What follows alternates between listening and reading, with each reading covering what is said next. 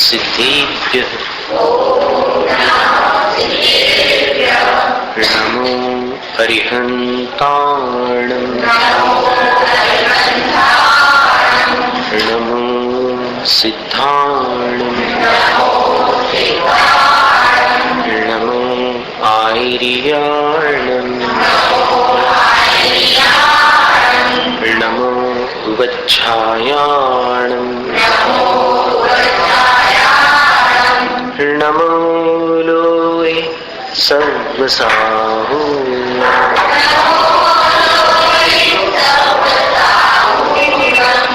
ईसो पंच नमो यारो सब पावक प्रणासनो मंगलाणं च सव्वेसिं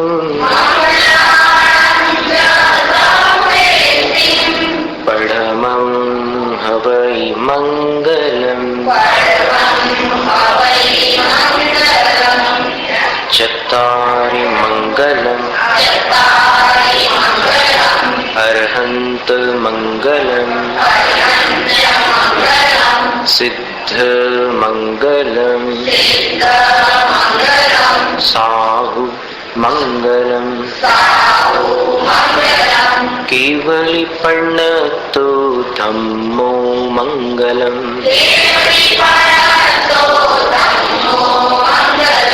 चत्तारि लोकोत्तमा अर्हन्त लोकोत्तमा सिद्ध लोकोत्तमा साहु लोकोत्तमा केवलिपण्णतो धम्मो लोकोत्तमा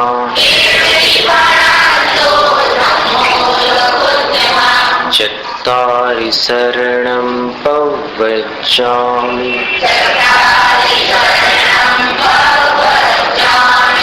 अर्हन्त शरणं प्रव्रजामि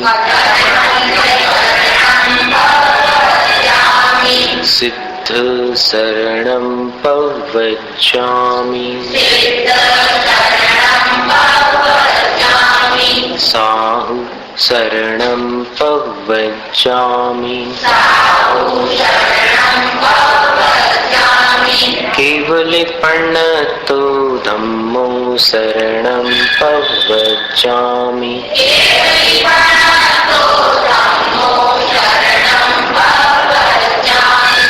परम पूज्य देवादिदेव प्रथम तीर्थंकर भगवान श्री आदिनाथ स्वामी की भक्तामर स्तोत्र की आचार्य श्री गुरु विद्यासागर मुनिराज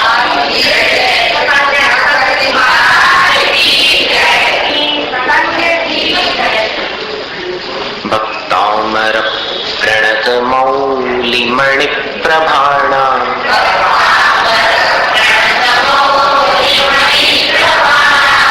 मौलिनी मौलि भक्तामर प्रणत मौलि मणि प्रभाणा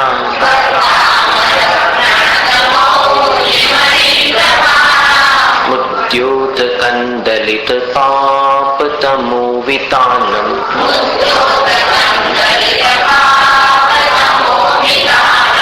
सम्यक प्रणम्य जिन पाद युगन युगादा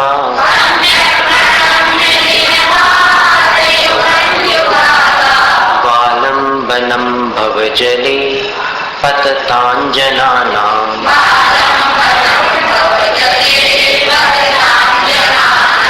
यत् संस्तुतः सकलवाङ्मय तत्त्वबोधा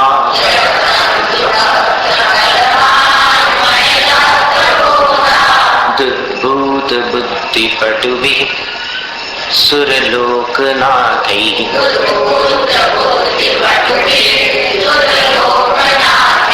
स्तोत्रैर्जगत्त्रयचित्तहरैरुदारैः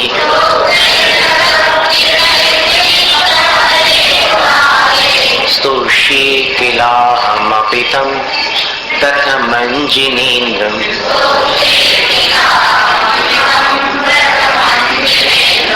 बुद्ध्या विनापि विबुधार्चितपादपीठ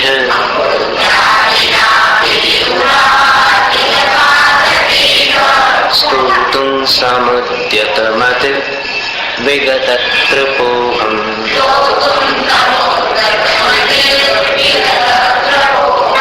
पानं विहाय जलसंस्थितमिन्दुबिम्ब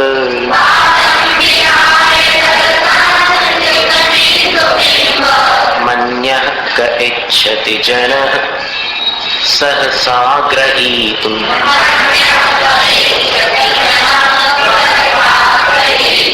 वक्तुं गुणान् गुणसमुद्रशशाङ्ककान्तान्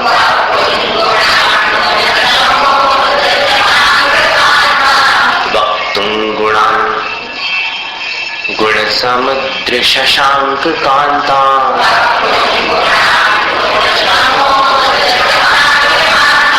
कस्ते क्षमः सुरगुरु प्रतिमोऽपि बुद्ध्या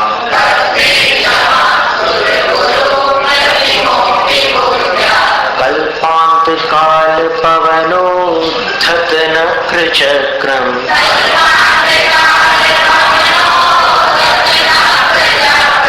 को वा तरीतुमलमम्बुनिधिं भुजाभ्याम्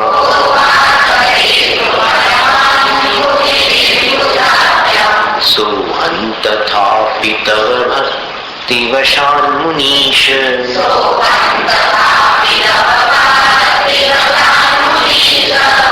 सोऽहन्तथापि हन्त अरहंत जैसा बोलना सोऽहन्तथापि तव भक्तिवशान्मुनीश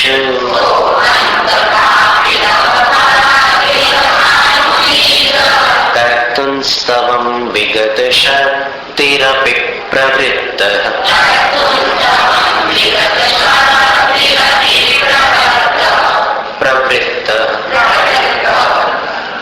कर्तुं स्तवं विगतशक्तिरपि प्रवृत्तः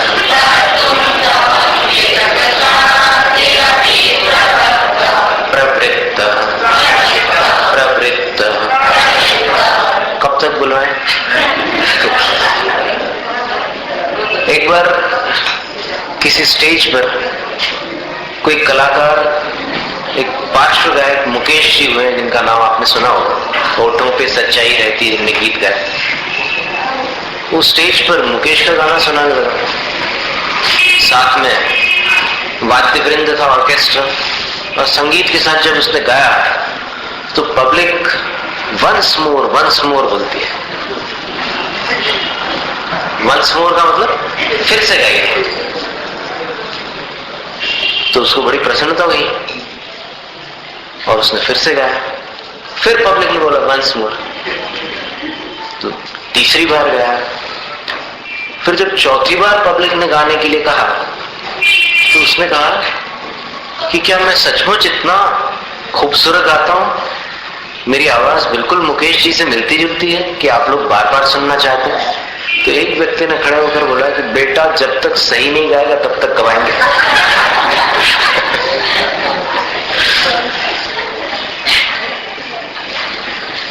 समझे आपने? कर्तुं स्तवं विगतशक्तिरपि प्रवृत्तः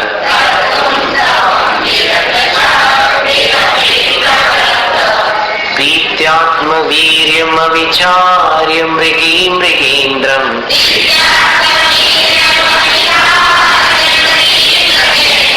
नाभ्येति किं निज शिशोः परिपालनार्थम्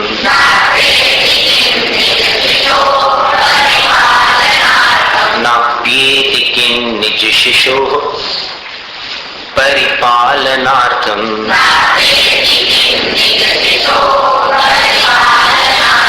अल्पश्रुतं श्रुतवतां परिहासधाम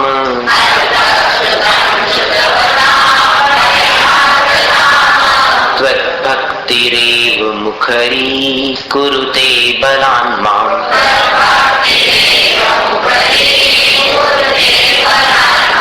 यत्कोकिलः किलमधौ मधुरं विरौति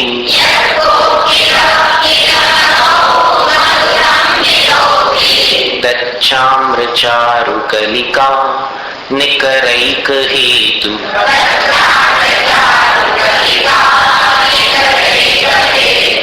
तत्संस्तवेन भवसन्तति सन्निबद्धम्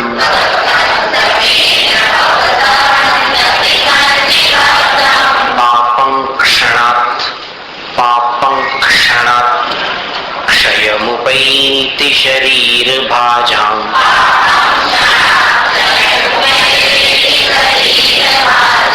आक्रान्तलोकमलिनीलमशेषमाशु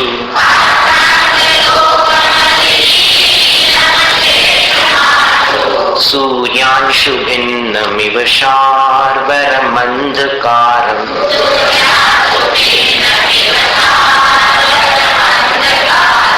मत्वेति नाथ तव संस्तवनं मयेद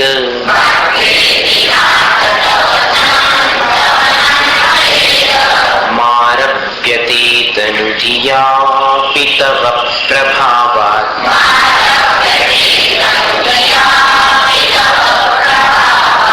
चेतो हर्ष्यति सतां नलिनीदलेषु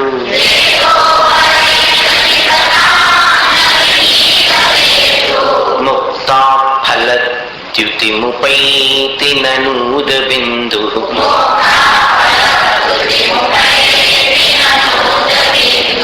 आस्तान्तवस्तवनमस्तसमस्तदोषम्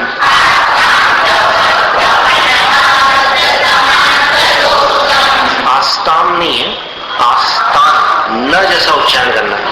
आस्तान्तवस्तव नमस्त समस्त दोषम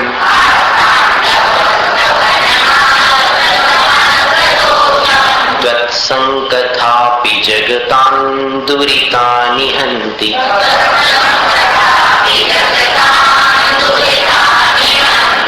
दूरे सहस्र नहीं बोलना, सहस्र दूरे सहस्र किरण कुरुते प्रभैव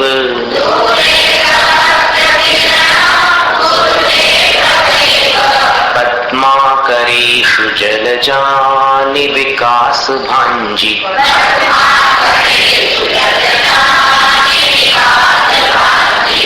नात्यद्भुतं भुवन भूषण भूतनाथ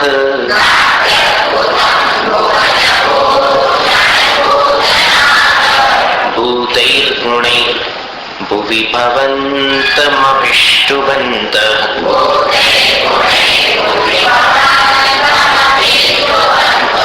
तुल्या भवन्ति भवतो ननु तेन किं वा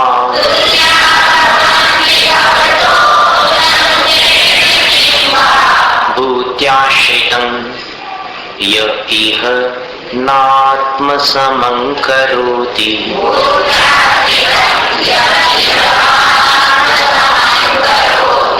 अभी भी पैर लड़खड़ा रहे। भूत्याश्रितं य इह नात्मसमं करोति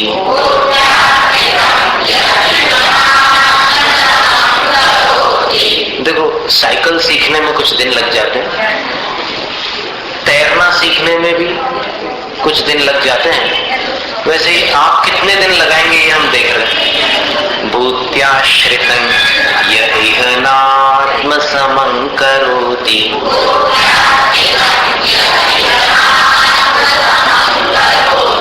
दृष्ट्वा भवन्तमनिमेष विलोकनीयम्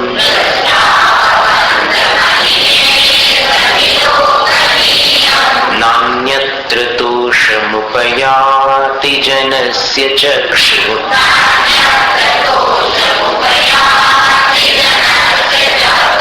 चाक्षु नहीं,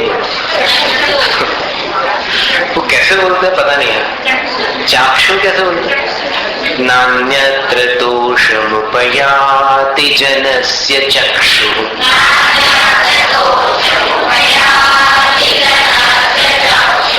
पीत्वापयः शशिकर द्युतिदुग्ध सिन्धोः।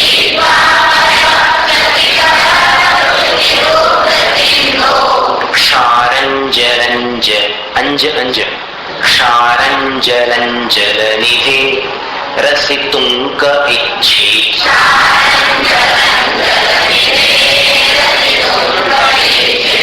ये शांत राग रुचिभिः परमाणुभिस्त्वं।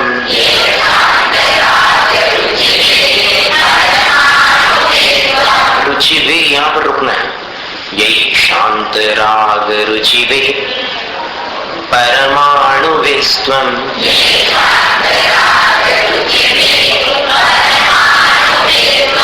निर्मापितस् त्रिभुवनैकललामभूत।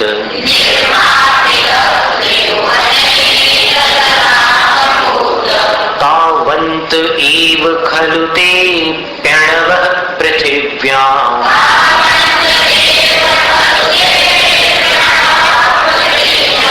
यत्ते समानमपरं नहि रूपमस्ति।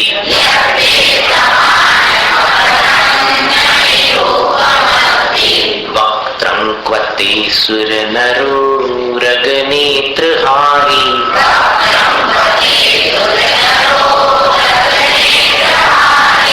निःशेष निर्जित जगत् त्रितयोपमानम्।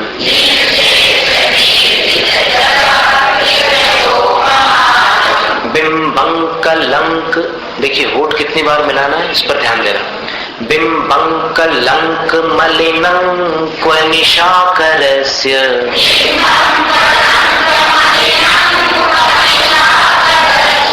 शाबाश।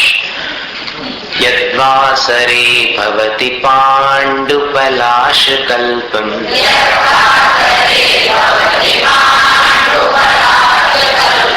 संपूर्ण मंडल शशांक कलाकलाप।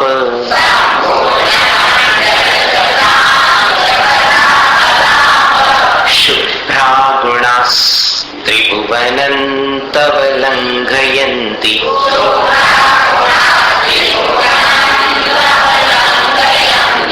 ये संश्रितास्त्रिजगदीश्वरनाथमेकम्।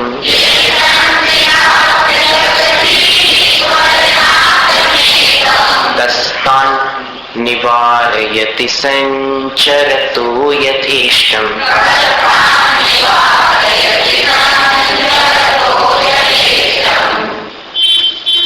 तो आचार्य मानतुंग स्वामी ने 10 काव्यों तक तो स्तुति की भूमिका बनाई। पहले काव्य में भगवान के चरण युगल को, 3 विशेषताओं से युक्त तीर्थंकर भगवान के चरण युगल को सम्यक प्रणाम करके, फिर दूसरे काव्य में जिनकी स्तुति इंद्रों ने की थी उन प्रथम तीर्थंकर की स्तुति मैं भी करूंगा ऐसा संकल्प किया। फिर तीसरे काव्य में इंद्रों जैसी बुद्धि के बिना भी मैं आज स्तुति करने जा रहा हूं। मैं निर्लज्ज हूं। जैसे कोई बालक पानी में पड़ने वाली चंद्रमा की परछाई, चंद्रमा के प्रतिबिंब को झपट कर पकड़ना चाहता है, वह प्रतिबिंब पकड़ में नहीं आ सकता, लेकिन बालक है तो पकड़ने का प्रयास करता है।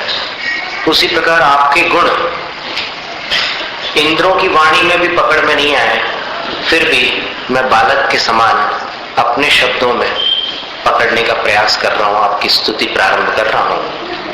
चौथे काव्य में कहा कि इंद्रों का जो गुरु है बृहस्पति, उसके जैसा बुद्धिमान भी वो कौन है जो आपके गुणों का बखान कर सके। प्रलयकालीन समुद्र को भुजाओं से कौन पार कर सकता है।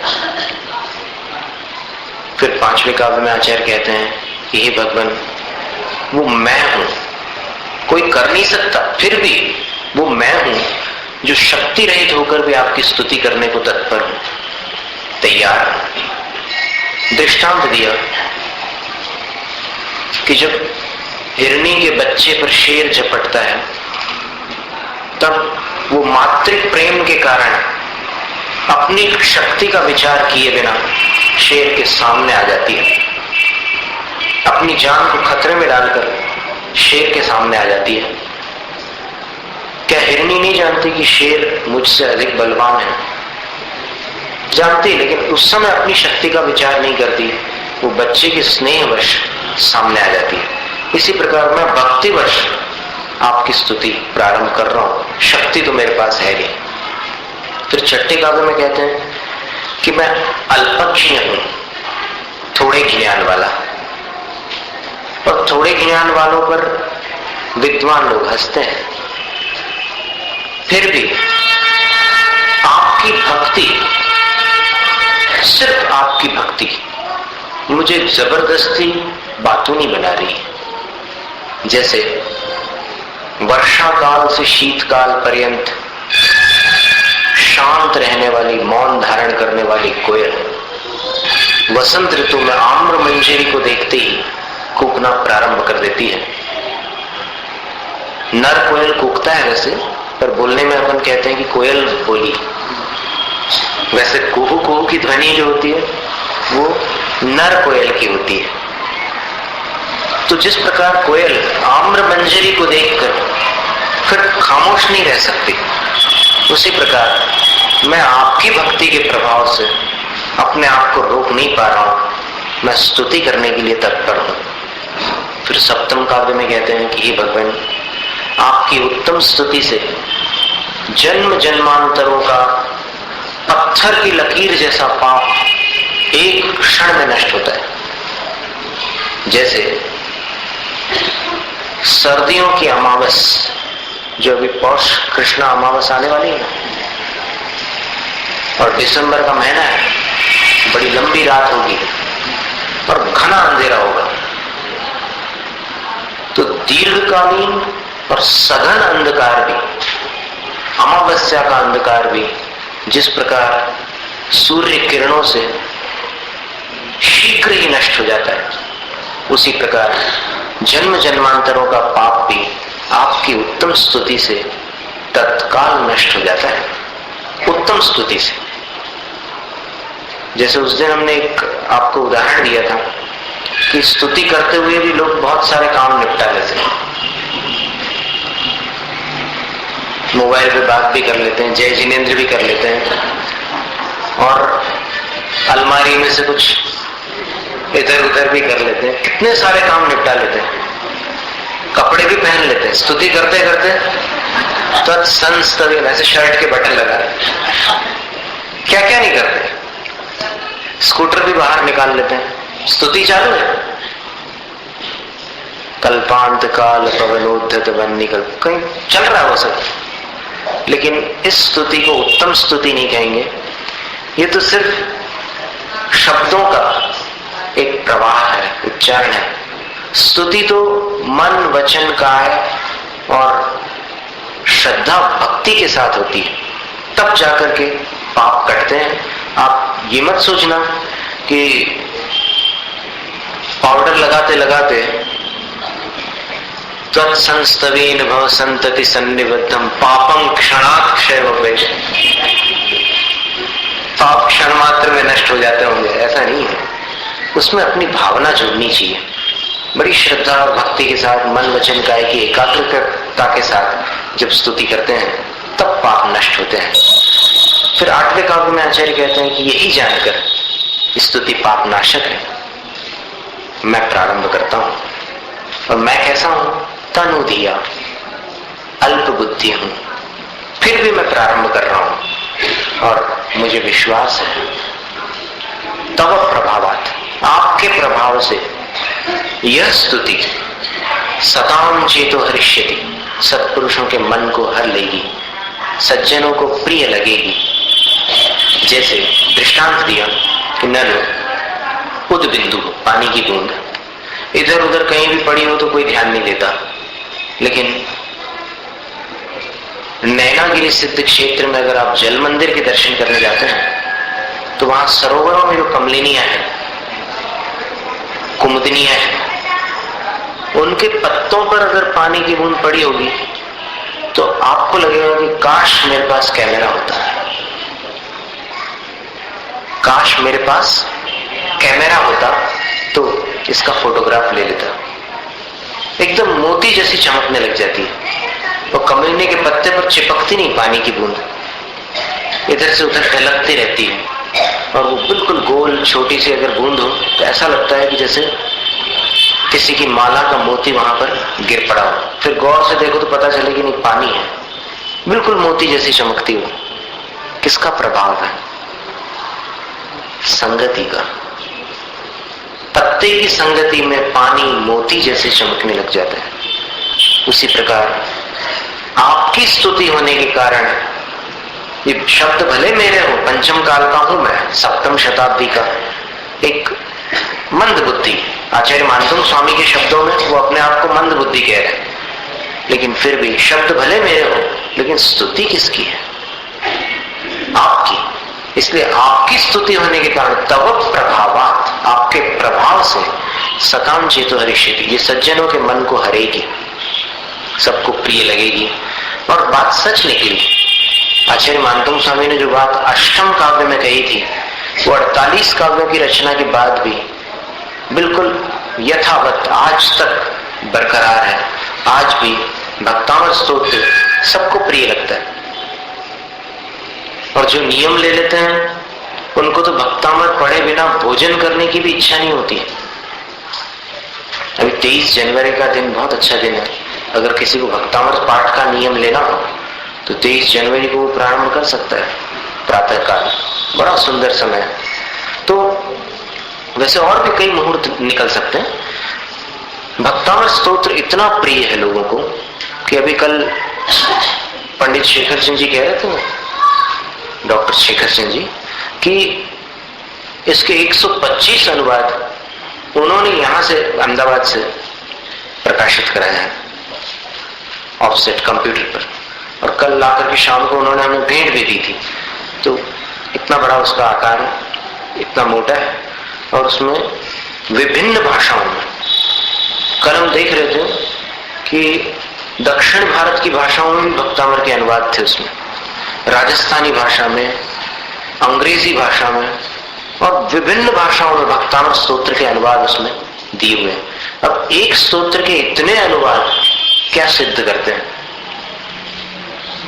ये स्तोत्र अत्यंत लोकप्रिय है, इतना प्रिय है कि विभिन्न भाषा भाषियों को भी इसका अनुवाद लिखने की इच्छा हो जाती है। और इतने अनुवाद हो जाने के बाद जब ये 125 अनुवाद छप चुके थे, तब सन 1995 की बात है, 95 की, ग्रीष्म काल का समय था, और वहां पर हम भक्तामृत शिविर ले रहे थे जबलपुर में गोल बाजार में। तो उस समय एकदम रात को हम नींद में सोए हुए थे, सपने में हम भी अनुवाद करने लगे, और सपने में अनुवाद किया हमने पहले काव्य का, भक्त सुरों के नत मुकुटों की मणिकिरणों का किया, ऐसा कुछ हमने लिखा सपने में, और उसी समय हमारी नींद टूट गई। एक काव्य करीब करीब हो रहा था, तब नींद टूटी, तो देखा कि घड़ी में लगभग 12 बज रहे थे। तो उस समय पास में जो कागज रखा था उस पर हमने वो पंक्ति लिख दी। हमने सोचा कि देखेंगे सवेरे क्या होता है, क्योंकि कभी कभी सपने में क्या आया था वो भूल जाते हैं, सवेरे याद नहीं रहता। बड़े अच्छे अच्छे सपने आते हैं, लेकिन सुबह उठते हैं तो फिर लगता है कि क्या देखा था, बहुत ही अच्छा था वो, अभी याद नहीं आ रहा। तो लिख लिया हमने, और उसके बाद फिर हमने अनुवाद करना प्रारंभ किया। तो जबलपुर की जो साहित्यकार सुरेश सरल जी, जिनने विद्याधर से विद्यासागर पुस्तक लिखी, वो बोले कि क्या लिख रहे हैं महाराज? हमने बोले कि भक्तामृत का पद्यानुवाद। अरे महाराज क्यों आप इसमें समय लगा रहे हैं, 125 हो चुके हैं बोले अनुवाद, आप क्यों समय लगा? हम तो बोल रहे थे कि हमें उन अनुवादों से कोई मतलब नहीं है, हम तो स्वांत सुख है, हमें आनंद आता है इसलिए हम कर रहे हैं, हम अपने धर्म ध्यान के लिए कर रहे हैं, इसको छपाने के लिए नहीं कर रहे हैं। तो फिर जब हमने कुछ काव्य लिख लिए, फिर उन्होंने बोला कि अच्छा महाराज हम देखें जरा कैसा आपने अनुवाद किया। तो उन्होंने देखा और देख करके उन्होंने फिर निवेदन किया कि महाराज आप इसको जरूर पूर्ण करना, क्योंकि इसमें काव्य के लगभग सभी शब्दों के अर्थ और भाव आ रहे हैं, इसलिए आप इसको पूर्ण करना, ये अनुवाद मुझे अच्छा लग रहा है, ऐसा उन्होंने कहा। तो खैर हमें तो करना ही था पूर्ण, उनके कहने या ना कहने से कोई मतलब नहीं, तो हमने इसको पूर्ण किया था। और फिर नागपुर के एक संगीतकार सुनील आगरकर हैं, उनके पिताश्री ने फिल्म इंडस्ट्री में भी म्यूजिक डायरेक्शन किया हुआ है। उन्होंने इस पद्यानुवाद के साथ में एक निवेदन किया कि महाराज श्री कीर्तन की पद्धति अभी जैन समाज में लगभग समाप्त है, तो आप इसमें एक कीर्तन और जोड़ दीजिए, ताकि एक एक काव्य के बाद लोग पढ़ करके अथवा कुछ काव्यों के पश्चात उसका उच्चारण करके बार बार भगवान का नाम भी ले लें। तो तब हमने फिर वो कीर्तन बनाया था, जय जय आदिश्वर स्वामी। तो इस तरह अभी अपन स्वाध्याय करते हुए 14 काव्यों तक आए, लेकिन अपन एक झलक देख रहे हैं पिछले काव्यों की। 9वें काव्य में आचार्य मानतुंग स्वामी कहते हैं कि हे भगवान, मैंने ये जरूर कहा कि आपकी स्तुति जन्म जन्मांतरों के पापों को नष्ट करती है, लेकिन अब मैं इसमें कुछ संशोधन करना चाहता हूं, मैंने कुछ सुधार करना चाहता हूं। सुधार ये है कि आपकी स्तुति की तो बात छोड़ दो, आपकी चर्चा भी तीनों जगत के पापों का नाश कर डालती है। सूर्य को सरोवर में नहीं आना पड़ता, उसकी किरण ही कमलों को विकसित करने के लिए पर्याप्त है। इस सूर्य का प्रभाव तो अलग ही है, उसकी एक किरण भी कमलों में सरोवरों में कमलों को विकसित कर डालती है। कमल बंद रहते हैं रात में, सूर्य की किरण मिलते ही वो खिल जाते हैं। तो आपकी स्तुति का प्रभाव तो क्या होगा ये एक अलग विषय है, आपकी चर्चा भी तीनों जगत के पापों का नाश करती है। फिर स्तुति का प्रभाव क्या है? तो 10वें काव्य में आचार्य मानतुंग स्वामी कहते हैं कि हे भगवान, हे भुवन भूषण, भवन भूषण नहीं, भवन भूषण तो है सभी गृहस्थ लोग अपने अपने भवनों में उस भवन को विभूषित करते हुए रहते हैं, तो भवन भूषण। लेकिन जिनेंद्र भगवान सारे भुवन अर्थात जगत के भूषण, तीनों लोगों को विभूषित करते हैं। और भूतनाथ, संसारी प्राणियों के नाथ है, स्वामी है। तो हे भगवान, ये कोई बड़ा आश्चर्य नहीं है कि सच्चे गुणों से आपकी स्तुति करने वाला आपके समान बन जाता है। सच्चे गुणों से, अवसरवादी बनकर के नहीं, यथार्थ गुणों से आपकी स्तुति करने वाला आपके समान बन जाता है। कहने का तात्पर्य ये हुआ कि स्तुति का प्रभाव केवल जन्म जन्मांतरों के पापों का नाश करना मात्र नहीं है, किंतु स्तुति भक्त को भगवान बना देती है, इतनी प्रभावशाली होती है। लेकिन स्तुति स्तुति होनी चाहिए, चापलूसी और स्तुति में फर्क है। चापलूसी किसको कहते हैं? सामने वाले में वो गुण हो या ना हो, लेकिन आपको अपना स्वार्थ सिद्ध करना है, इसलिए आप उसकी सच्ची झूठी जैसी बने वैसी तारीफ कर देते हो। और स्तुति क्या है? भगवान की स्तुति, वो यथार्थ गुणों की स्तुति की बात की है यहां पर आचार्य मानतुंग स्वामी। वैसे देखा जाए तो स्तुति की परिभाषा अलग होती है। समंतभद्र स्वामी ने अरनाथ भगवान की स्तुति में स्वयंभू स्तोत्र के अंतर्गत गुणस्तुकं सदुल्लंघ्य तद्बहुत्व कथा स्तुति आनंत्यात्ते गुणावक्तु मशक्या स्वयि सा कथम। आचार्य महाराज कहते हैं कि थोड़े गुणों को बढ़ा चढ़ा कर कहना स्तुति है। वो स्तुति आपके विषय में असंभव है, क्योंकि आपके गुणों को तो घटाकर बोलना पड़ता है। समझ में आया? अनंत गुणों को आप बढ़ाकर कैसे बोल सकते हो बताओ? अनंत गुणों को तो आप अनंत के रूप में भी नहीं बोल सकते। उनको कम कर, कहवत के 46 गुण गंभीर, कितने कम कर दिए बताओ? कहां अनंत, और घटाते घटाते कहां ले आए? 46 पर। तो ये स्तुति कहलाई क्या? तो इसलिए निश्चय से देखो तो भगवान की स्तुति हो ही नहीं सकती, लेकिन फिर भी गुणों की प्रशंसा को स्तुति मान करके स्तुति की जाती है। तो भगवान के 46 गुण ही सही, लेकिन उन्हीं गुणों की अपन प्रशंसा करते हैं तो वो एक स्तुति हो जाती है, और सच्चे गुणों की स्तुति करने वाला भक्त भगवान बन जाता है। इतनी बड़ी बात है। यानी भगवान की स्तुति शरणागत को शरण बना देती है, आराधक को आराध्य बना देती है, उपासक को उपास्य बना देती है, पूजक को पूज्य बना देती है। इतना जबरदस्त प्रभाव होता है स्तुति का। इसलिए जब भगवान की स्तुति से ये कार्य संपन्न होता है, और भगवान उसको भगवान बनाते हुए ऐसा नहीं है, उनकी स्तुति ही भक्त को भगवान बना देती है, तो फिर हम और कहीं क्यों भटके? हम ऐसे भगवान को, आदिनाथ स्वामी जैसे भगवान को क्यों छोड़े? अब कभी कभी गृहस्थ जीवन में कुछ ऐसे संकट आते हैं कि नमोकार मंत्र पढ़ने वाले को कभी कभी ऐसा लगता है कि इससे तो कुछ हो नहीं रहा है, ये मुसीबत तो दूर हो नहीं रही है, क्या करें? चलो कहीं और कोशिश कर लेते हैं। तो फिर वो नमोकार मंत्र की आराधना को गौण करके फिर अन्यत्र कई स्थानों पर अपने संकट का उपचार कराने के लिए तत्पर होता है। वास्तव में सारे उपचार यहां भक्तामृत स्तोत्र में मौजूद है। ऐसी कोई समस्या नहीं है जिसका समाधान भक्तामृत स्तोत्र से न हो सके, अथवा नमोकार महामंत्र से जिसका समाधान न निकलता हो। लेकिन ये जरूर है, एक बड़ी सुंदर बात मुनि श्री सुधा सागर जी ने अपने एक उपदेश में किसी दिन कही थी। उन्होंने ये कहा था कि धर्म अन्याय नहीं करेगा। देखो, आपने चोरी की हो और आप सोचो कि भक्तामृत पढ़ करके हमें पुलिस से छुटकारा मिल जाए, तो धर्म कभी अन्याय नहीं करता। कई संकट अपने जीवन में ऐसे आते हैं जो अपने ही दुष्कर्मों के फल है,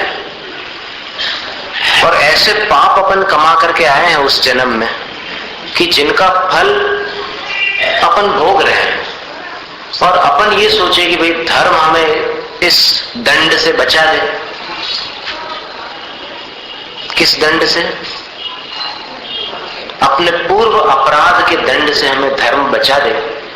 तो ये कैसे संभव है? पुराण ग्रंथों में आप देखेंगे कि जितने जितने महापुरुष संकटग्रस्त हुए, जितनी जितनी सतियों पर घोर संकट आए,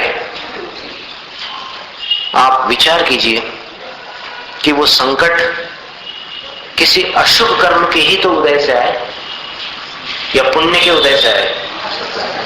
पाप के ही उदय से आए। अब फिर विचार करो कि उस समय धर्म ने उनको क्या सहयोग दिया। देखो, सीता ने जीवन भर ईमानदारी से अपने सतीत्व धर्म को निभाया। श्री राम जब अयोध्या छोड़कर जाने लगे, तब उसने राजघराने के सुखों का त्याग करके राम के साथ पैदल चलना स्वीकार किया। कितने कितने संकट सहन किए, लेकिन जब सीता को राम ने वनवास दिया, तब धर्म ने उसकी क्या सहायता की? ये बड़े समझने की बात है। ये क्या है कि इन कुछ मौलिक बातों को अपन नहीं समझ पाते, इसलिए मन अपना विचलित हो जाता है, अपन भटक जाते हैं और कभी कभी तो गलत रास्ते पर भी चले जाते हैं। तो पहली चीज ये समझ लेना कि धर्म अन्याय नहीं करता। जिसने पाप किया है उसको अगर उस पाप का दंड मिल रहा है तो धर्म आकर के उसकी रक्षा नहीं करता। ध्यान से सुनना। अब देखिए, कोई न्यायाधीश अगर पैसे खाकर किसी मुजरिम को, किसी अपराधी को मुक्त कर दे, दंडित न करे, तो आप उसको क्या कहोगे? अन्याय या न्याय? अन्याय कहोगे ना। तो फिर ये विचार करने की बात है कि अपन ने कई जन्मों में और इस जन्म में भी कितनी बार हिंसा की है, कितनी बार झूठ बोला है, कितनी चोरियां की है, कितना ब्रह्म सेवन किया है और कितना परिग्रह इकट्ठा किया है। तो इन पापों का जब दंड अपने को मिलेगा तब आप क्या आशा रखते हैं? धर्म तो न्यायाधीश है। क्या आप ये सोचते हैं कि धर्म हमें इन पापों से, इन पापों के फल से बचा ले? धर्म पापों के फल से नहीं, पापों से बचाता है। और दूसरी बात, मान लो किसी और शक्ति के प्रभाव से आप उस दंड से बच ले। जैसे मान लो आपको बहुत तीव्र कर्म का उदय चल रहा है और फिर यहां नमोकार मंत्र पढ़ने से आपका काम नहीं बन रहा है। तो अब जैसे कोई व्यक्ति है, बार बार माला फेरता है और बहुत भावना करता है कि मेरा स्वास्थ्य सुधर जाए, स्वास्थ्य सुधर जाए। कई महीनों तक भगवान का अभिषेक भी करता है कि अरे धर्म करने से कुछ तो पुण्य जागेगा और मेरा स्वास्थ्य सुधर जाएगा, मैं एकदम सिंगल फ्रेम हूं, कम से कम थोड़ा तो ठीक लगने लगूं। लेकिन कुछ नहीं होता। और फिर वो किसी ऐसे व्यक्ति से मिलता है जो उसको सलाह देता है। अब हम नाम नहीं बताना चाहते उस कैप्सूल का, नहीं तो क्या मालूम किसका कैसा खुरापाती दिमाग जाके खा ले तो मुश्किल हो जाए। कोई एक ऐसी सॉफ्ट जिलेटिन कैप्सूल आती है कि जो होती नॉन वेजिटेरियन है, माने शाकाहारी नहीं होती, लेकिन उसका सेवन करने के बाद 15 दिन के बाद शरीर अच्छा दिखने लग जाता है, शरीर थोड़ा हट्टा कट्टा होने लग जाता है। तो देखिए, धर्म से तो उसका इलाज नहीं हुआ, लेकिन वो अगर उस वस्तु का सेवन करके अपने आप को तंदुरुस्त बना ले तो फिर यही मानना पड़ेगा ना कि धर्म में शक्ति नहीं है और अधर्म में बड़ी शक्ति है। इसलिए अब धर्म छोड़ दो और अधर्म स्वीकार कर लो, क्योंकि अधर्म से मनचाही वस्तु प्राप्त हो जाती है। यही मानना पड़ेगा। लेकिन इसके आगे थोड़ा और विचार करके देखो कि और आगे का सीन क्या है। अभी फिल्म समाप्त नहीं हुई अभी पिक्चर पूर्ण नहीं हुआ, और आगे के सीन क्या आते हैं ये देखो। तो विज्ञान का एक नियम है, न्यूटन ने जो 3 नियम बताए थे गति के, और फिर एक गुरुत्वाकर्षण का भी नियम बतलाया था, और भी ऐसे कुछ सैद्धांतिक नियम उसने बतलाए थे। तो 3 जो गति के नियम दिए थे उसमें उन्होंने एक नियम दिया, तीसरा नियम, every action has an equal and opposite reaction. हर क्रिया की तुल्य और विपरीत प्रतिक्रिया होती है, इक्वल एंड अपोजिट रिएक्शन। तो फिर आपने अगर कोई अनर्थ किया है तो उसका परिणाम क्या निकलेगा ये सोच लेना। अगर मांसाहारी वस्तु को लेकर के आपने अपना स्वास्थ्य सुधारा है, धर्म से नहीं सुधरा, तो फिर उसका फल क्या होगा ये और सोच लेना। क्योंकि कोई भी क्रिया फल से रहित नहीं होती, उसका कोई ना कोई परिणाम तो आता है आगे भविष्य में, ये सोच लेना। अब कभी कभी ये भ्रम होता है कि अच्छा काम करने वाले ज्यादा परेशान होते हैं और जो बुराई करते हैं वो बड़े ठाठ से जीते। व्यसनी लोग देखो क्या मजे में जी रहे हैं। तो आचार्य कुंदकुंद स्वामी ने रहनसार ग्रंथ में इसका भी उत्तर दिया है कि देखो, अब आज के दृष्टांत से हम आपको एक उदाहरण देते हैं कि जब मलेरिया का मच्छर काटता है तो कितने दिन बाद मलेरिया होता है पता है? जैसे मान लो आज मच्छर काटा एनोफिलिस ने, तो उसके कितने दिन बाद मलेरिया होगा? डॉक्टर साहब बोल रहे हैं 10 डेज, 10 दिन।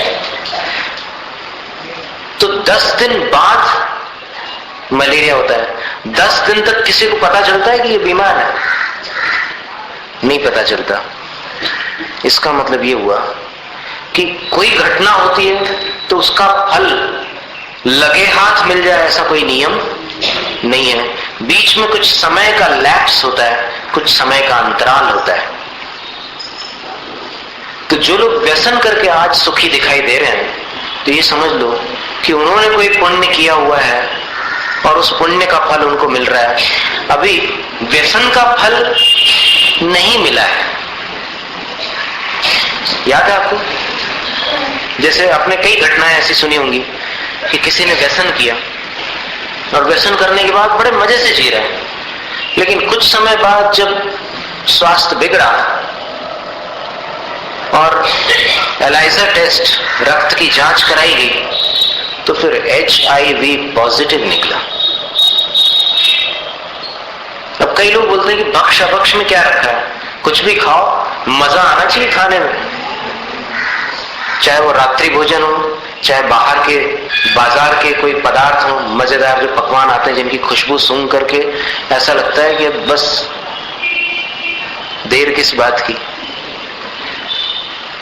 ये स्थिति आती है तो अपनी इच्छाओं के गुलाम बन करके कई बार मनुष्य विवेक खो बैठते हैं। अब एक घटना हमने कभी पढ़ी थी सन 2000 के लगभग, गोवा की सत्य घटना थी। हुआ ये था कि भाई और बहन दोनों शाम को बैडमिंटन खेलने जाते थे। बैडमिंटन जानते होंगे ना आप? और जब लौटते थे तो घर आते समय रास्ते में भेलपूरी, भेलपूरी जानते हैं? शब्द परिचित है? यहाँ क्या बोलते हैं गुजरात में? भेलपूरी बोलते हैं। हाँ, बस समझ में आना चाहिए आपको बस। तो वो खाते थे। अब कुछ समय बाद क्या हुआ कि उनकी तबीयत बिगड़ गई, और तबीयत बिगड़ने के बाद उन्होंने कई दवाइयां ली और सब इलाज कराया, लेकिन कुछ भी उपचार हो नहीं सका। और 1 महीने में करीब करीब 10 किलो वजन घट गया उनका। शरीर एकदम सूख कर कांटा जैसा हो गया। तो फिर अंत में एक डॉक्टर को कुछ शंका हुई और डॉक्टर ने कहा कि तुम रक्त जांच करा लो अपनी। और वही टेस्ट जिसमें HIV, वायरल टेस्ट जो होती है, तो जब टेस्ट कराया तो फिर उसमें HIV पॉजिटिव निकला, दोनों भाई बहनों के। जबकि वो कोई व्यसन नहीं करते थे, सिर्फ बैडमिंटन खेलने जाते थे और फिर उस ठेले पर भोजन करते थे, भेलपूरी खाते थे। तो कई बार व्यसन किए बिना भी ये बीमारी लग जाती है, थोड़ी सी असावधानी से। अब क्या था कि उन दिनों उनके मुंह में कुछ छाले पड़े हुए होंगे और उस समय फिर उन्होंने वो भोजन किया था वहां पर भेलपूरी का। डॉक्टर्स को जब शंका हुई तो उन्होंने सोचा कि ये लोग उस प्रकार का कोई व्यसन तो करते नहीं जिन व्यसनों से ये बीमारी होती है, फिर इनको ये बीमारी हुई कहां से? तो वो जो भेलपूरी के ठेले पर वो खड़ा रहता था, जो वहां पर वो बिक्री करता था, जो दुकानदार था, उस पर शंका हुई और उसका रक्त जांच कराने पर वो एड्स का मरीज निकला। उसको एड्स की बीमारी थी। फिर उससे पूछा कि भाई, क्योंकि एड्स की बीमारी जब तक बॉडी का फ्लूइड सामने वाले के शरीर के अंदर न जाए और उसके शरीर के रक्त तक न पहुंचे तब तक के होता नहीं, वो ट्रांसमिट नहीं होता। तो फिर उसने पूछा कि भाई ये कैसे, क्या हो गया, तुम्हारी बीमारी इनको कैसे लग गई? तो फिर उसने कहा कि मैं कुछ समय पहले जब प्याज काट रहा था, जिसको क्या बोलते हैं आप लोग, डुंगली, वो जब मैं काट रहा था तो मेरी उंगली कट गई थी और मुझे याद नहीं है, शायद उस कटी हुई उंगली का कुछ रक्त उसमें प्याज की कलियों में चला गया हो और वो शायद इन लोगों ने खा लिया हो। ऐसी मेरे से कोई गलती हो गई होगी। और वास्तव में 20 सेकंड्स लगते हैं एड्स होने में। 20 सेकंड्स तक अगर एक व्यक्ति का रक्त दूसरे व्यक्ति के रक्त से मिल जाए तो फिर एड्स हो जाता है। और फिर जब मुंह में डाल करके व्यक्ति चबाता है तो चबाते समय वो जो छाले थे मुंह में, उन छालों से इसका जो रक्त उस प्याज के माध्यम से मुंह में चला गया था, वो वायरस उसमें चले गए और भाई बहन दोनों को बिना मतलब, बिना कारण, बिना व्यसनों के एड्स की बीमारी हो गई।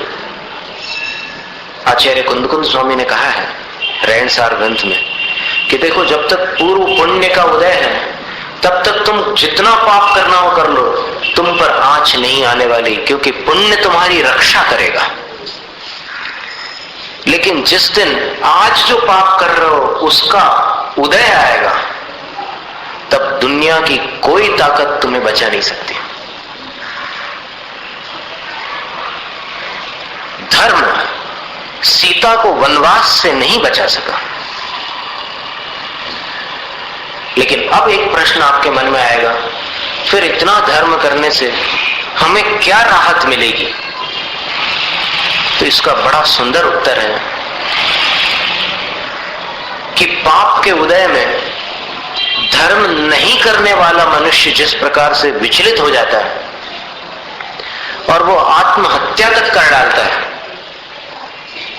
जिसके पास धर्म होता है वो उस पाप के प्रचंड उदय को भी समता भाव से सहन करने की ताकत रखता है।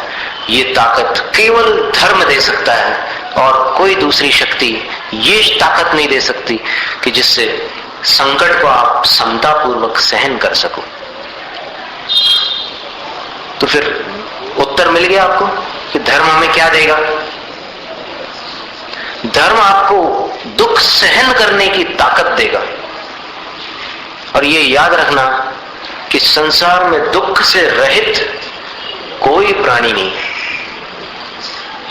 किसी न किसी प्रकार का दुख सबके साथ लगा हुआ है। जब इंद्राणी का मरण होता है, इंद्र अपनी आंखों के सामने उस दृश्य को देखता है, तब इंद्र को कितना दुख होता है ये आप इंद्र से पूछ कर देखो। सारे भौतिक सुख तो उनके पास है, लेकिन मानसिक सुख, मानसिक दुख बड़ा प्रचंड होता है उनको।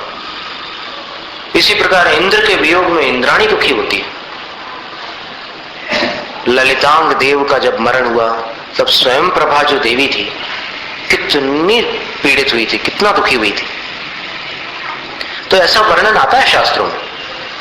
तो सीधी सी बात यह है, इतने चर्चा का सारांश ये निकला कि संकट के समय धर्म की शरण को छोड़कर इधर उधर नहीं भटकना, दुख को सहन कर लेना ज्यादा लाभदायक है गलत उपाय करके दुख को मिटाने के बजाय।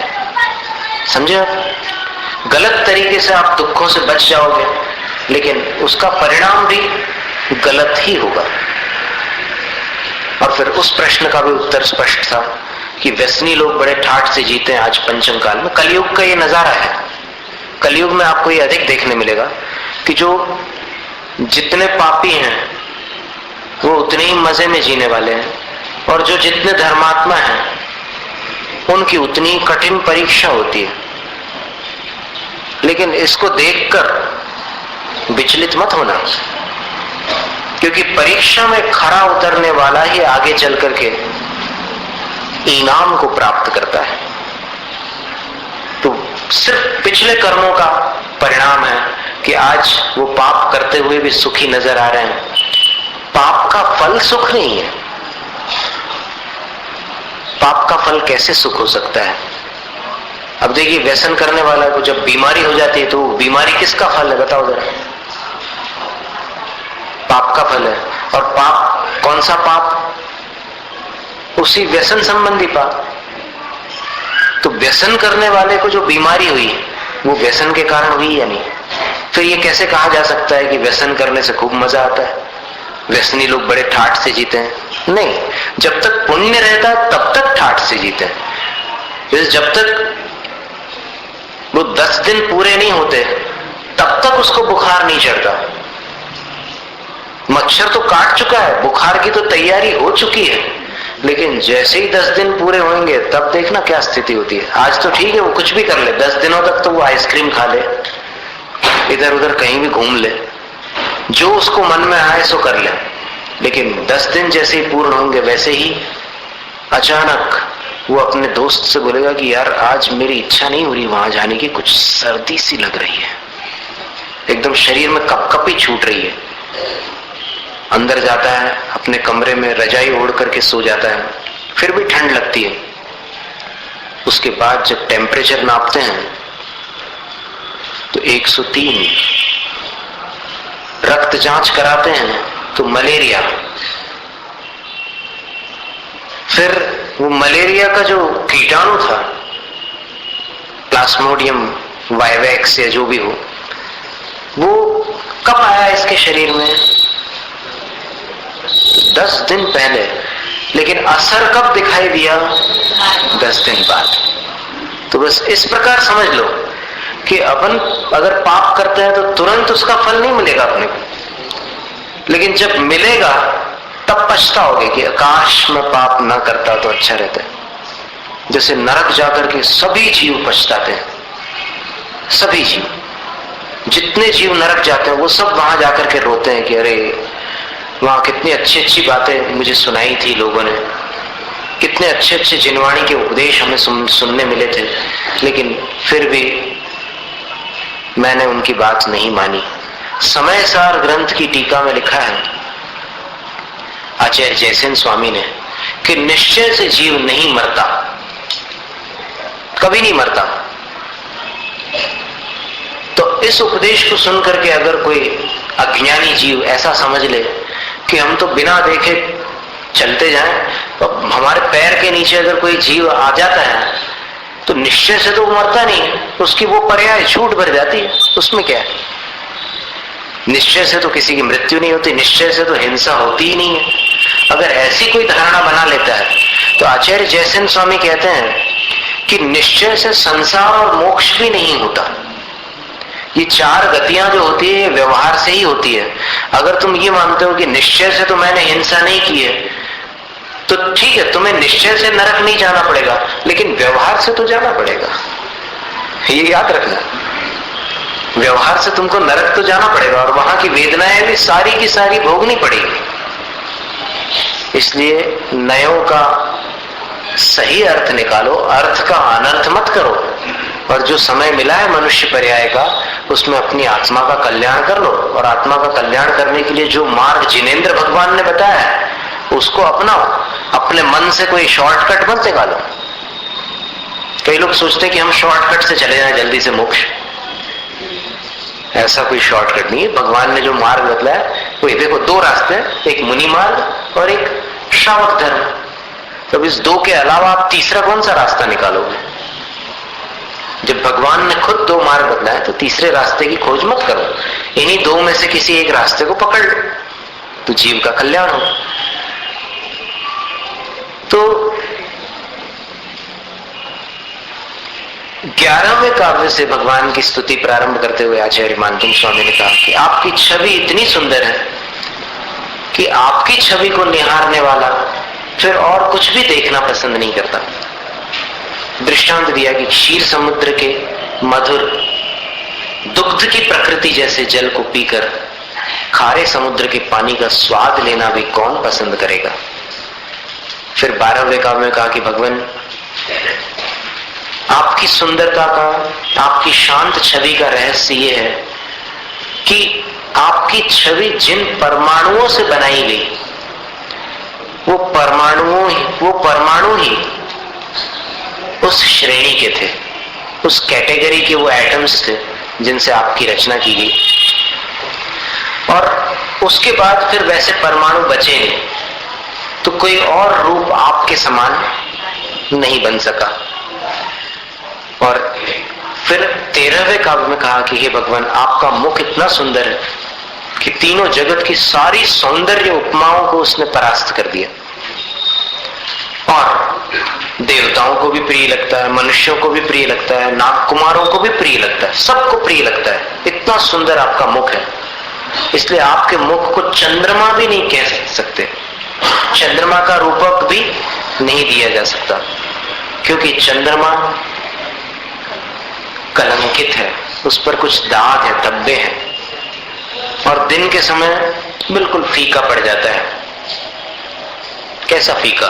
तो ढाक के पत्ते जैसा। वो एक वृक्ष होता है ना, पलाश जिसको बोलते हैं, टेसू जिसको बोलते हैं, तो उसके पत्ते बिल्कुल फीके फीके उसके जैसा हो जाता है दिन के समय। तो इसलिए हम आपके मुख की तुलना चंद्रमा से नहीं कर सकते। आपका मुख कहां और कहां चंद्रमा, जैसे कहां राजा भोज और कहां, बस ऐसी स्थिति है कि आपका मुख तो निर्दोष और चंद्रमा सदोष। फिर 14वें काव्य में आचार्य कहते हैं कि हे भगवान, पूर्णिमा के चंद्रमा की कलाओं के समूह जैसे आपके शुभ्र गुण। यश का वर्णन हमेशा सफेद रंग से किया जाता है, तो आपके शुभ्र गुण तीनों जगत को लांघ रहे हैं, अर्थात विश्व में व्याप्त है। मैंने आपके गुणों की कीर्ति सब तरफ फैली हुई है। और ठीक है, जो तीनों जगत के स्वामियों के स्वामी हैं, उनका आश्रय लेने वाले गुण, उनको कौन रोक सकता है? एक मंत्री के दूत का भी स्वागत होता है, तो फिर आपके गुणों का स्वागत क्यों नहीं होगा? आपके गुणों का यश तो तीनों जगत में फैल रहा है। अब इसके बाद 15वां काव्य, 15वें काव्य में भगवान के गुणों की चर्चा प्रारंभ कर रहे हैं। और गुणों में मुख्य गुण जो है, जैन शासन में आत्मा से परमात्मा बनने के लिए ब्रह्मचर्य अनिवार्य है। ब्रह्मचर्य के बिना कोई आत्मा परमात्मा नहीं बनी। तो उसका चित्रण है, चित्रं किमत्र यदि ते त्रिदशांग नाभिर। उच्चारण पर ध्यान देना, चित्रं के अंक जैसा उच्चारण अनुस्वार का, चित्रं किमत्र यदि ते त्रिदशांग नाभिर। इस पंक्ति में भी अनुप्रास है, त्र त्र 3 बार। चित्रं किमत्र यदि ते त्रिदशांग नाभिर। दूसरी लाइन में नी के ऊपर जो रेफ है, उसका पहली पंक्ति के अंत में उच्चारण करना है। ध्यान समझ में आ रहा है? पहली पंक्ति के अंत में दूसरी पंक्ति के प्रथम अक्षर के ऊपर, नी के ऊपर जो रेफ है ना, उसका उच्चारण यहां करना है पहली पंक्ति के अंत में। चित्रं किमत्र यदि ते त्रिदशांग नाभिर नीतम मनागपि मनोन विकार मार्गम कल्पांत काल मरुता चलिता चलीन किम मंद रात्रि शिखरम। अब यहां शिखरंच अंचल जैसा उच्चारण है, शिखरंचलितं कदाचित। 3 प्रकार का उच्चारण, 3 अनुस्वारों का। किम मंदरादि, यहां म जैसा, शिखरन में अंचल में जैसा उच्चारण वैसा, और तंग कदाचित आतंक में जैसा उच्चारण है वैसा। किम मंद रात्रि शिखरंचलितं कदाचित।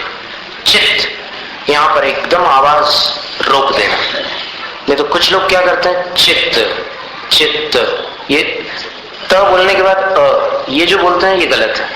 चित्त, बस यहां बिल्कुल स्टॉप कर देना। चित्रं किमत्र यदि ते त्रिदशांगनाभिर्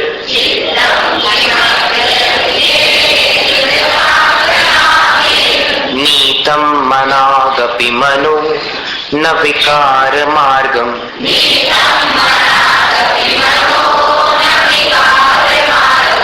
कल्पांत काल मरुता चलिता चलेन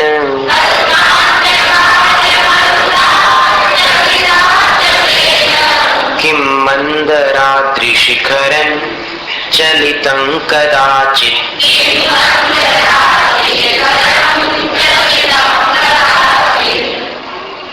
चलितं कदाचित्।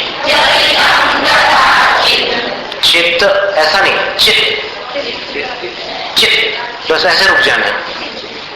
किं मंदराद्रि शिखरं चलितं कदाचित्।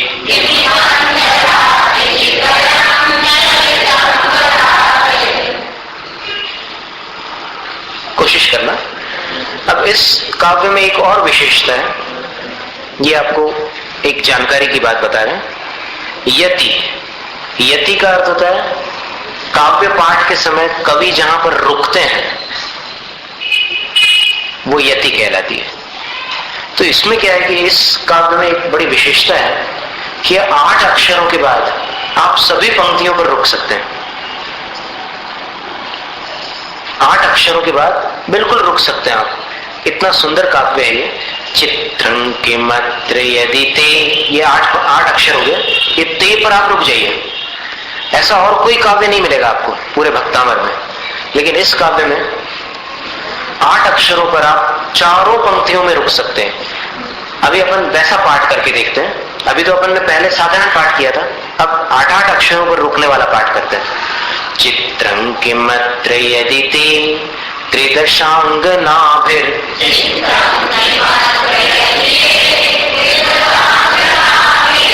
नीतं मनागपि मनो, ये 8 अक्षर हो गए। न विकार मार्गम,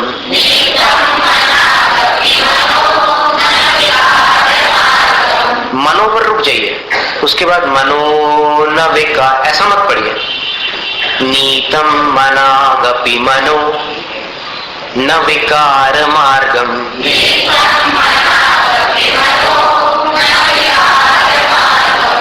कल्पांत काल मरुता, ये 8 अक्षर हो गया। चलिता चलेन,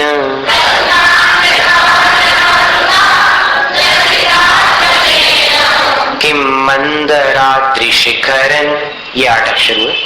चलितं कदाचित्,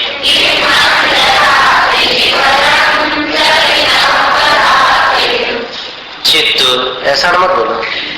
चलितं कदाचित्, चित्त चित्त में एकदम आप ऐसा कर लो, एक काम करो, हाथ ऐसे सामने रखो। चलितं कदाचित्, बिल्कुल। आप ब्रेक नहीं लगाते तो क्या करोगे? रोकना तो पड़ेगा गाड़ी को किसी प्रकार। किं मंदराद्रि शिखरं चलितं कदाचित्,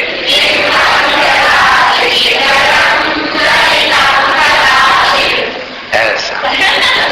तो दृष्टांत में बहुत हंसी आती है आपको, है, लेकिन क्या करें, सीखो तो किसी न किसी प्रकार तो सीखो।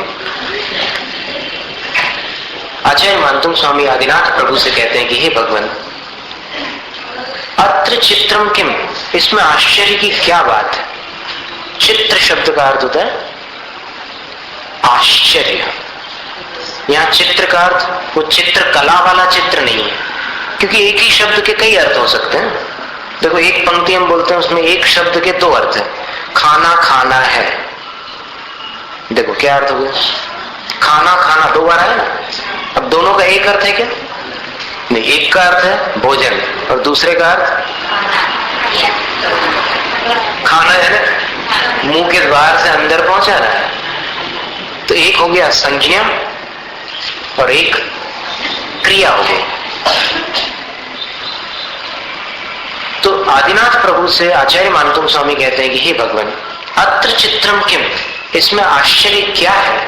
यदि ते मनो, आपका मन त्रिदशांग नाभि मनागपि विकार मार्गम न नीतम, यदि आपका मन त्रिदश कहते हैं देव को, और त्रिदशांगना कहते हैं देवांगना को, देवी को, तो यदि देवियों द्वारा आपका मन विकार मार्ग पर मनागपि न नीतम, थोड़ा भी नहीं ले जाया गया, मनाग का अर्थ होता है थोड़ा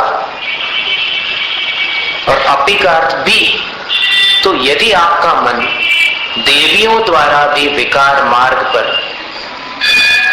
नहीं ले जाया गया, तो अत्र चित्रम किम, इसमें आश्चर्य की क्या बात है। कोई सामान्य साधक का मन मनुष्य पर्याय जिनको प्राप्त है ऐसी स्त्री द्वारा भी विचलित हो सकता है, लेकिन आपका मन देवियों द्वारा भी विचलित नहीं हुआ, तो इसमें आश्चर्य की क्या बात है। फिर दृष्टांत दिया, चलिता चलेन कल्पांत काल मरुता, पहाड़ों को हिला देने वाली, पहाड़ों को भी कंपित कर डालने वाली कल्पांत काल मरुत, प्रलय काल की आंधी। मरुत यानी वायु होता है, पवन, हवा। तो प्रलय काल की जो हवाएं होती हैं वो पहाड़ों को भी विचलित कर डाल, पेड़ों को तो उखाड़ ही डालती हैं, लेकिन पर्वतों को भी हिला देती है प्रलय की वायु, प्रलय की आंधी, तूफान। लेकिन उस तूफान से किम, क्या, कदाचित, कभी, मंदराद्रि शिखरम चलितम, मंदराद्रि यानी मेरु पर्वत का शिखर, चलितम विचलित हुआ, यानी प्रलय काल की आंधी यहां भरत और ऐरावत क्षेत्र के तो सब पहाड़ों को हिला डालती है, विचलित कर डालती है, लेकिन क्या इस प्रलय कालीन आंधी से सुमेरु पर्वत का शिखर कभी हिला? नहीं हिला।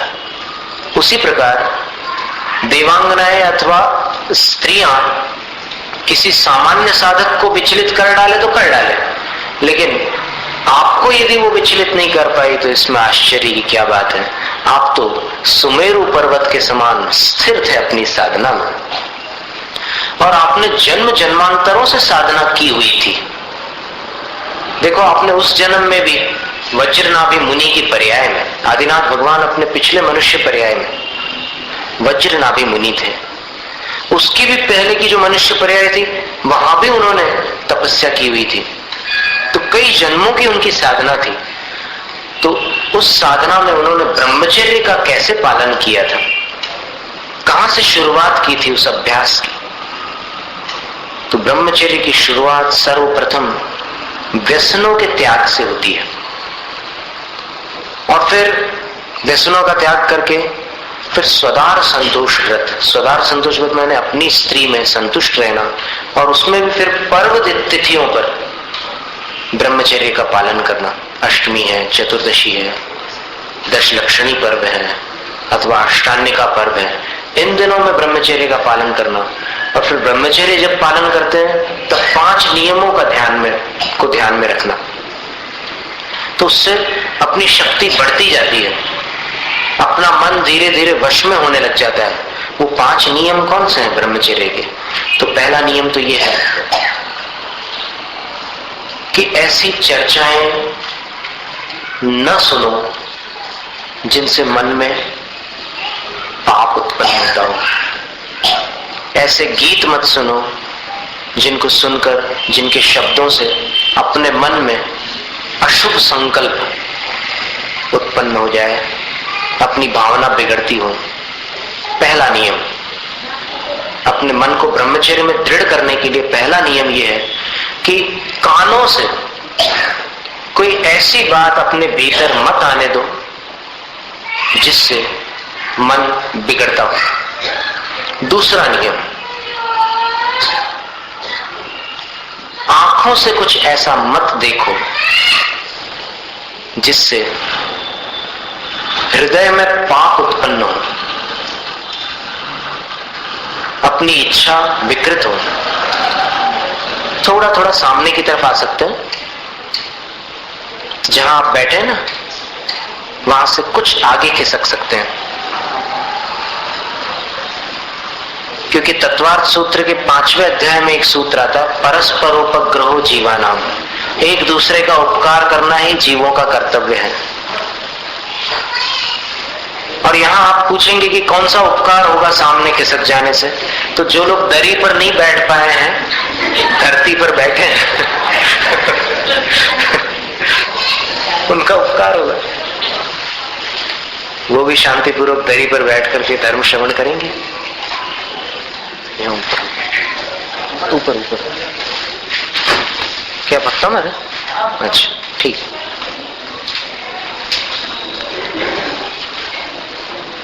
तो क्या चर्चा थी? 5 नियमों की ना। तो पहला नियम था, कानों से ऐसी कोई बात अंदर मत जाने दो जिससे मन खराब हो, पाप उत्पन्न हो। दूसरा था, आंखों से ऐसा कुछ मत देखो जिससे अपनी इच्छा विकृत हो।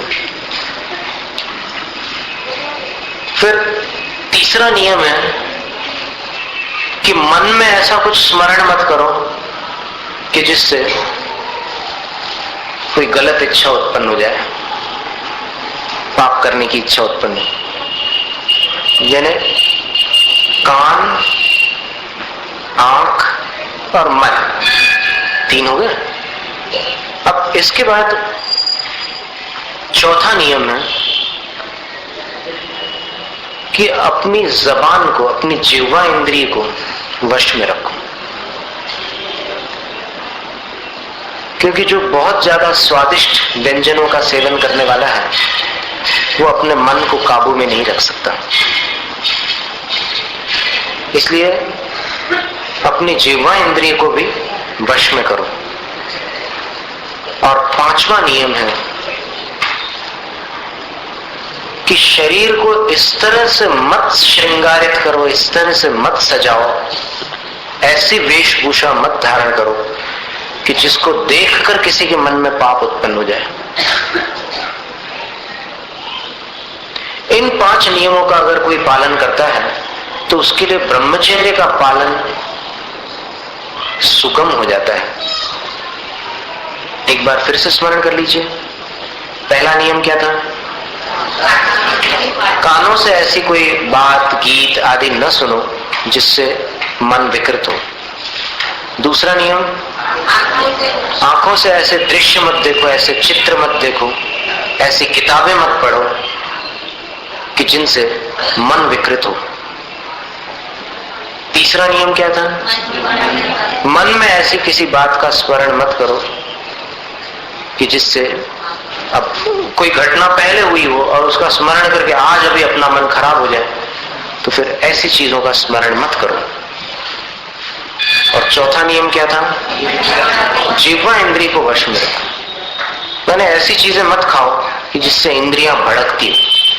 कुछ ऐसी चीजें होती है जिनका सेवन करने पर इंद्रियों में उत्तेजना आ जाती है, और इंद्रियां जब अपने काबू में नहीं रहेगी तो फिर मन तो सवाल ही नहीं पैदा होता फिर काबू में रहे, क्योंकि मन तो बाबा है इंद्रियों का जब इंद्रियां वश में नहीं है तो मन कहां से वश में होगा। फिर आखिरी नियम क्या था?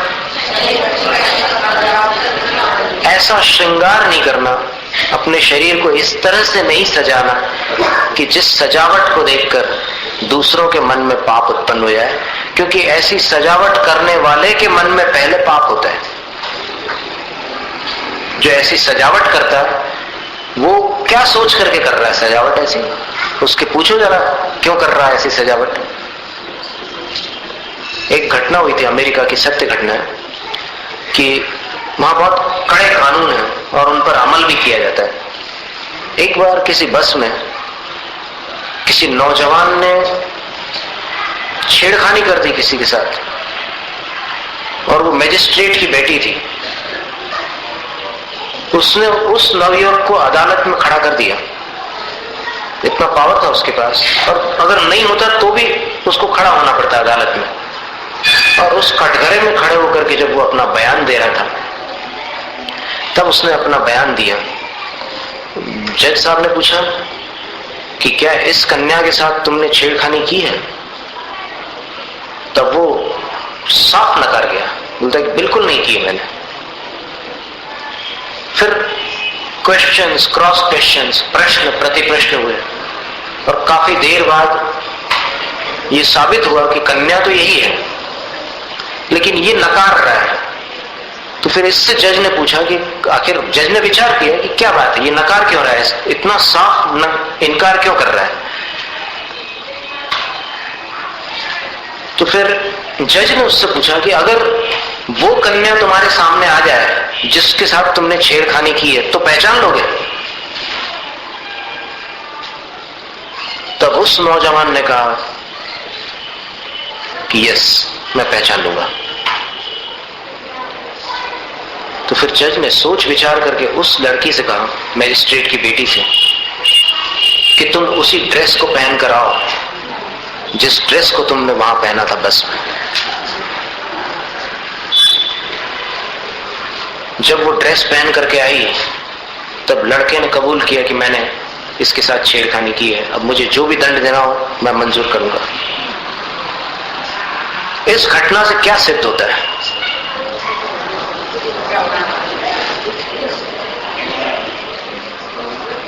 कि दोष एक का नहीं होता। ठीक है, दंड तो अदालत एक को देती है, लेकिन दोषी दो होते हैं। इसलिए और इसके अलावा भी वातावरण इतना प्रदूषित है कि आप अगर बचो तो बचो, और अगर आप नहीं बचते तो फिर कभी भी कुछ भी हो सकता है, फिर उसकी जिम्मेदारी आपके सिर पर है। रोड पर अगर आप संभल कर नहीं चलते तो कभी भी एक्सीडेंट हो जाएगा। तो ये मार्ग है, मनुष्य जीवन अपने को मिला है संभल कर चलने के लिए, एक्सीडेंट करने के लिए नहीं।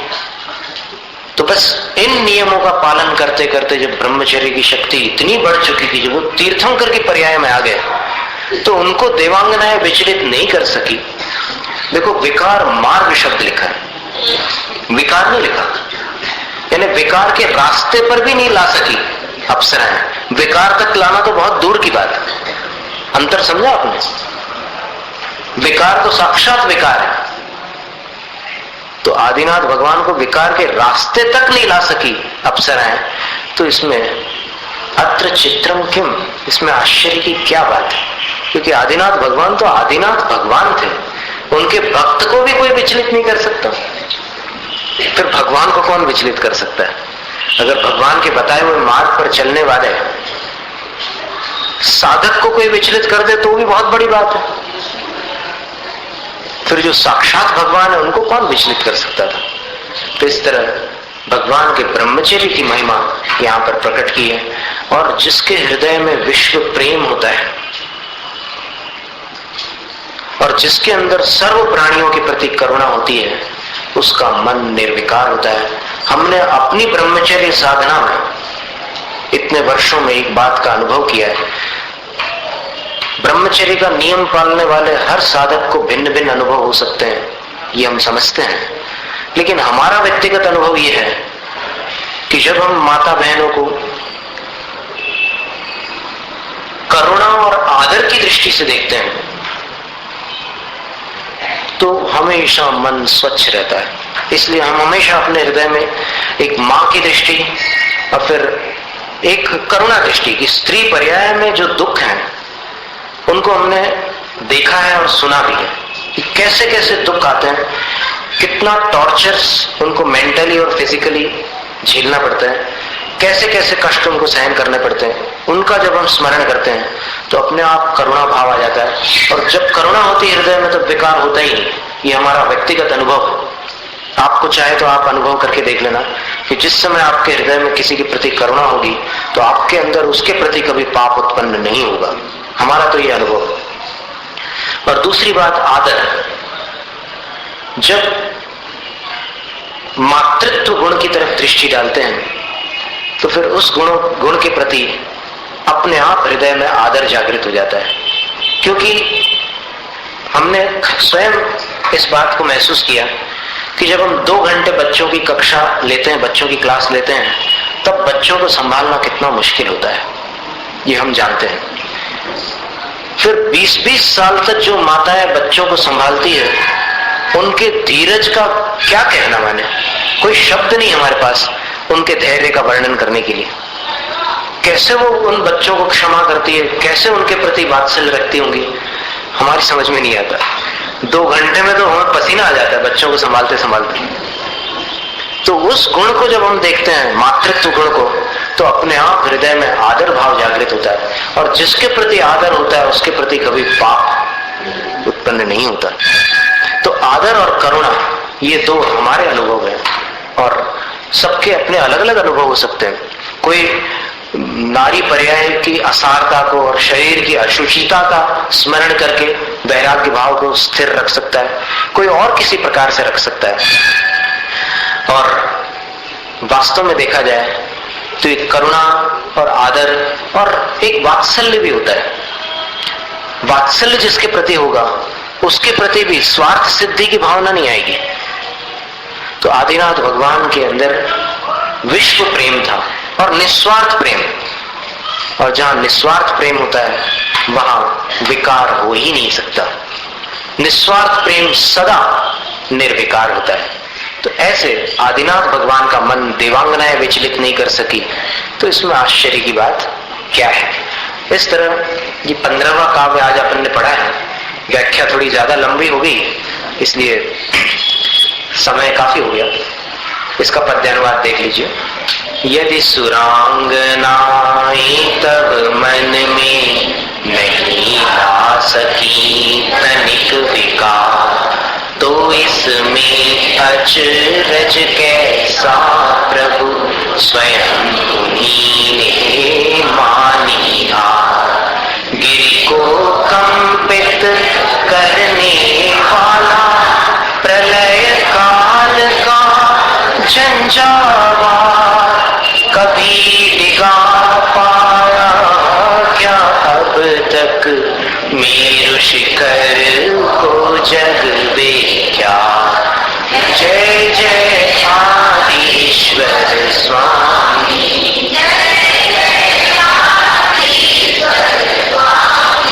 जय जय आदिश्वर स्वामी,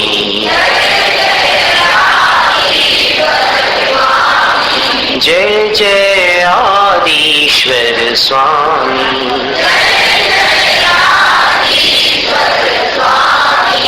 जय जय आदिश्वर स्वामी।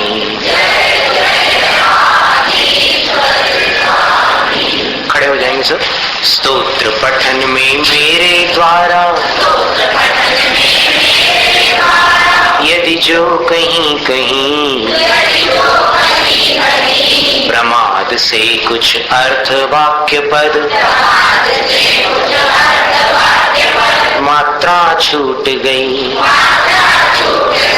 सरस्वती मेरी उस त्रुटि को कृपया क्षमा करें, और मुझे कैवल्य धाम में माँ अविलंब धरे। वांछित फलदात्री चिंतामणि सदृश मात तेरा, बंधन करने वाले मुझको मिले पता मेरा। बोधि समाधि विशुद्ध भावना आत्म सिद्धि मुझको मिले, और मैं पा जाऊं माँ मोक्ष महासुख को।